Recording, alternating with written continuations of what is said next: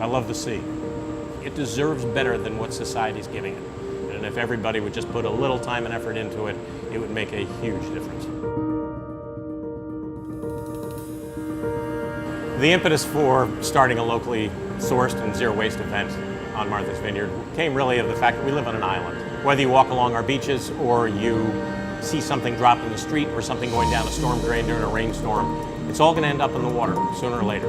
And as I often refer to Sail Martha's Vineyard as the lead maritime agency on the island, I felt we had an obligation to do something about it. And that's where locally sourced zero waste came up. Reduce our carbon footprint, see if we can't embed in the psyche of people that are on the island, both residents and visitors. And we have a large regatta that we host each year that attracts about 100 boats and close to 1,000 people over 3 days.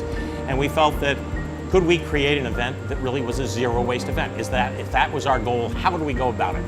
And it's the traditional 4 words: recycle, return, reuse, and compost. And it was that simple. We took 36 cubic yards from 2014, which was our base year, and turned that into less than a cubic yard in 2015 and less than 4 pounds in 2016. So it was, we've got the track record. We know it can be done. We know that it doesn't require a whole lot of money. As a matter of fact, we saved money. But the real picture is when you're an island, everything you use comes onto the island. You have a carbon footprint to get it there, and everything that is called waste has to go back off the island again. This year, we had farmers basically lined up to take the compost. The high school sailing team wanted to buy new PFDs for the team. Said, tell you what, you have every nickel bottle that goes into the recycle, which was absolutely wonderful.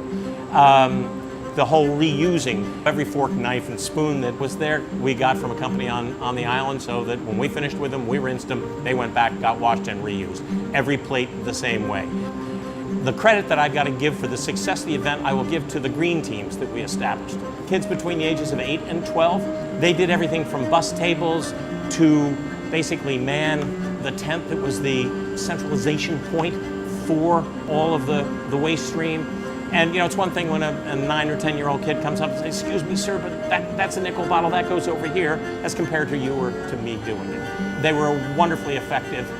One of the big takeaways for us, other than the kids were great, was that you can't put garbage cans out and around, because people will be very well-intentioned and basically unload anything that they deem to be garbage into those cans. Then you've got to separate, and that takes forever.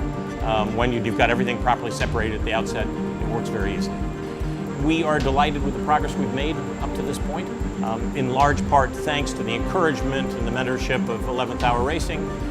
11th Hour Racing exists to have a greater impact within the world of sailing, and we see this as an event that can have a much greater impact on the world of sailing. There's even more that we can be doing, and Sail Martha's Vineyard wants to position itself as that organization that has the energy, that has the commitment, and now has the experience to go work with other organizations to help them pull this off.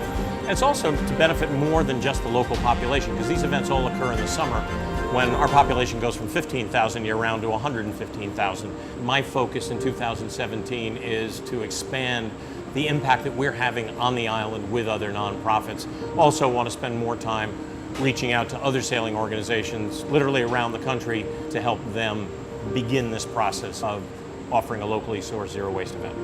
It should be part of our signature as a sport.